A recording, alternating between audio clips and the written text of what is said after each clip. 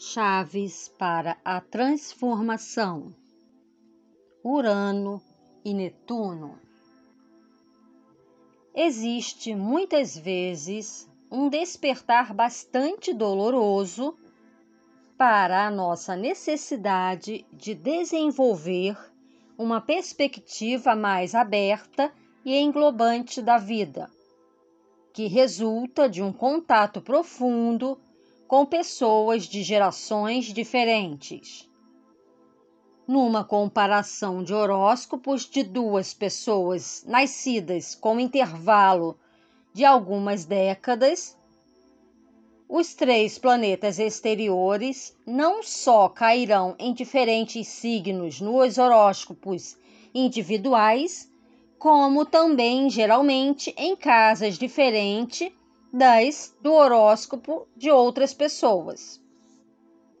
Quando se usa o método comparativo, que consiste em colocar os planetas natais de uma pessoa no horóscopo de nascimento da outra.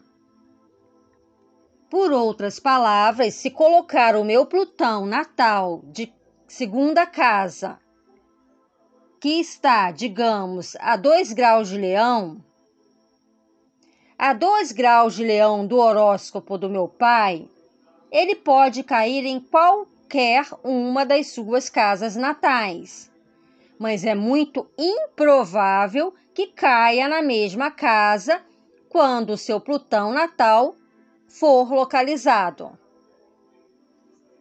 Por outro lado, se colocar o meu Plutão natal a 2 graus de Leão no horóscopo de uma pessoa cuja idade difira da minha em poucos anos, há grandes possibilidades de que o meu Plutão natal caia na casa do seu horóscopo em que se localize o seu Plutão natal. Podemos, assim, ver que os tipos das principais alterações favorecidas por relações íntimas entre pessoas de idade bastante diferente podem ser de uma ordem inteiramente nova, afetando-as de modo totalmente novos e pressionando-as no sentido de transformarem ou alterarem radicalmente a sua perspectiva em relação às áreas específicas da vida. Para esclarecer melhor esse ponto, suponhamos que Urano, Netuno ou Plutão, natal de uma pessoa 20 anos mais velha ou mais nova do que eu, caia na minha casa 9. Haverá, então, forte acentuação da influência desse indivíduo nos meus ideais, crenças, orientações religiosas e planos para a automelhoria, casa 9.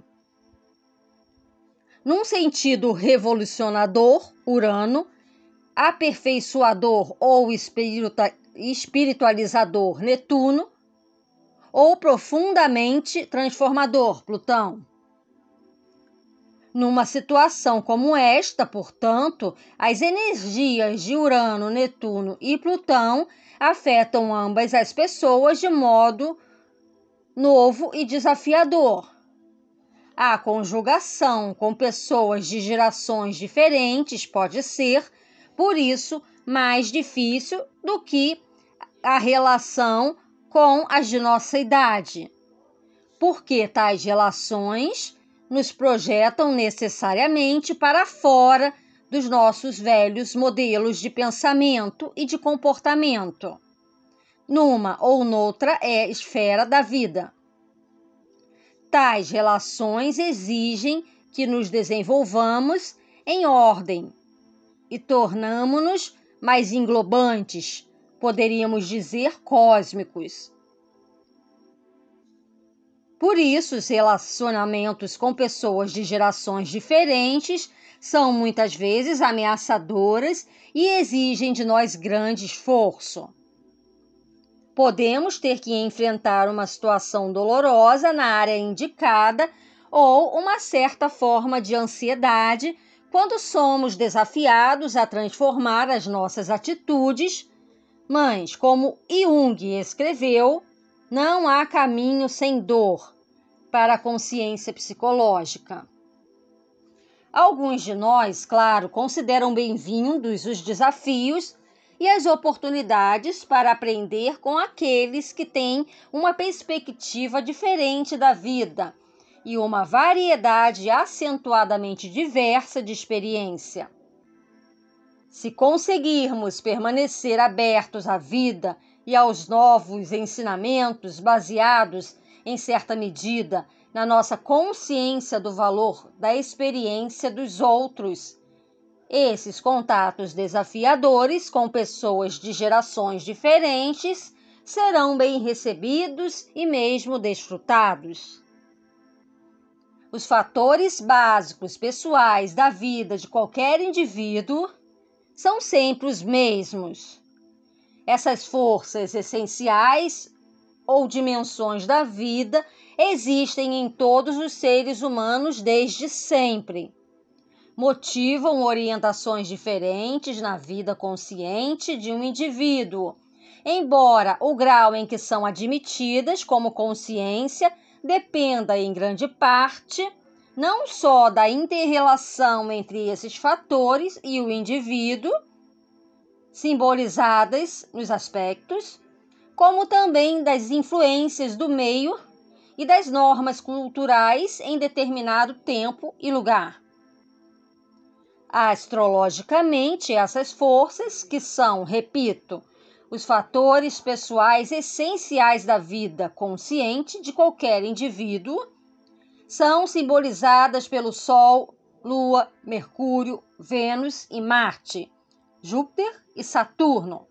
Constituem uma fase intermédia entre os planetas pessoais e as forças transpessoais impessoais dos transsaturninos, visto que eles têm muitas vezes a ver com a nossa participação na sociedade e com normas, crenças e ambições influenciadas pela sociedade.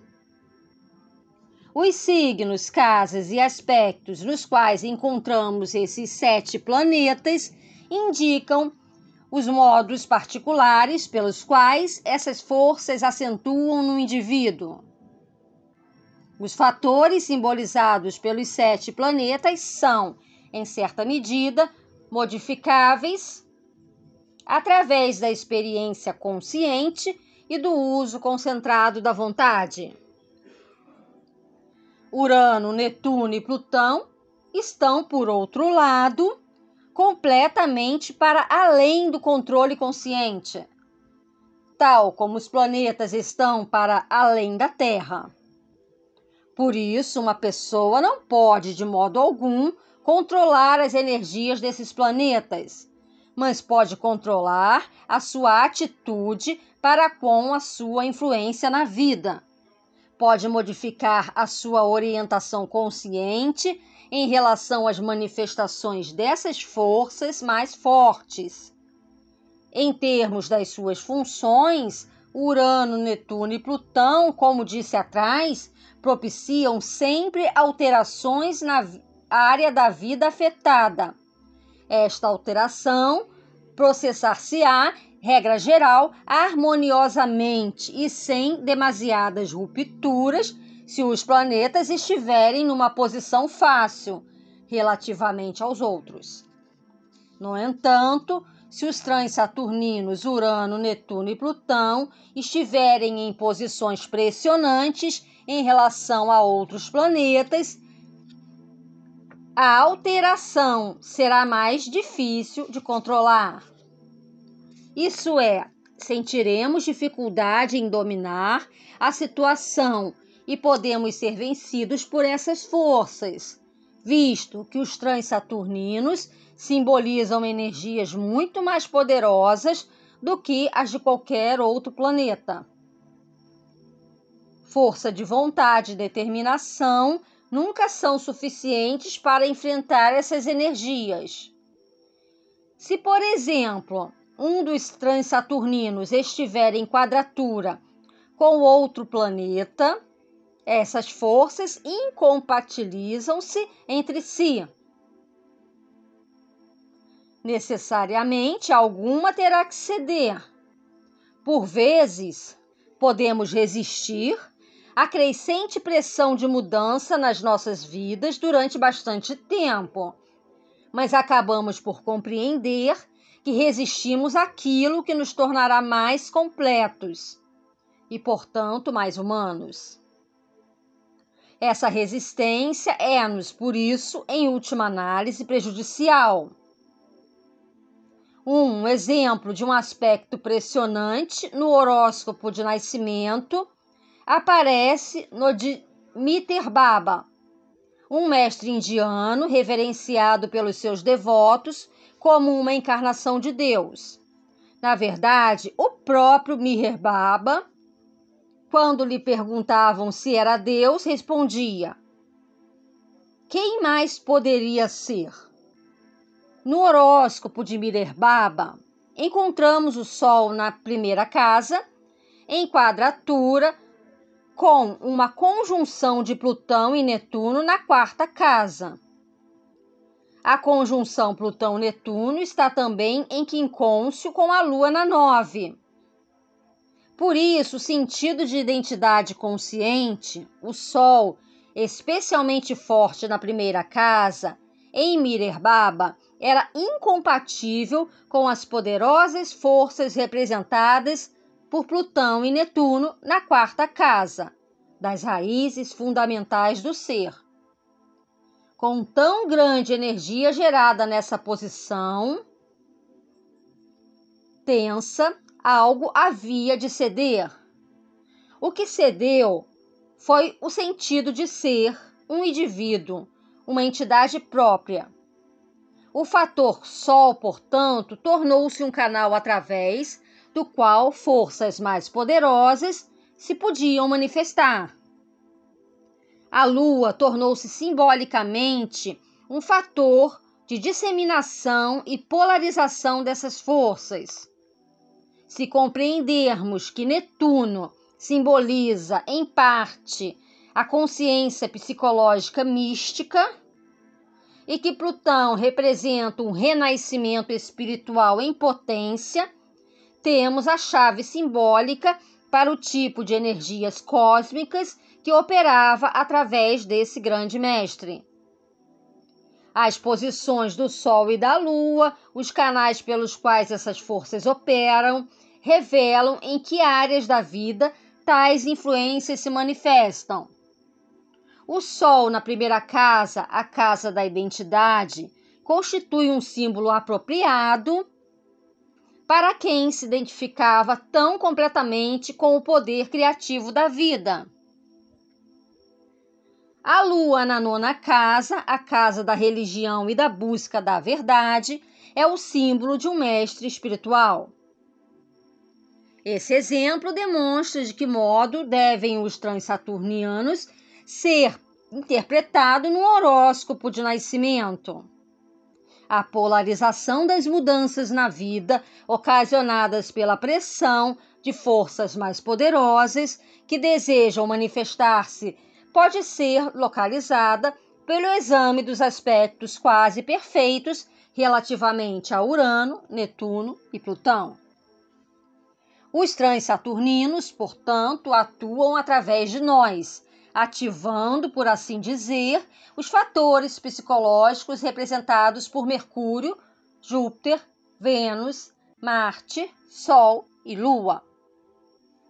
É como se a energia brotasse de Urano, Netuno e Plutão por canais simbolizados pelos outros 7 planetas. Os aspectos presentes proporcionam uma chave para esse fluxo de energia.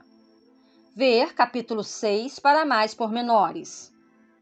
Como Urano, Netuno e Plutão se movem muito lentamente em relação à Terra, exercem efeitos específicos sobre determinadas gerações de seres humanos.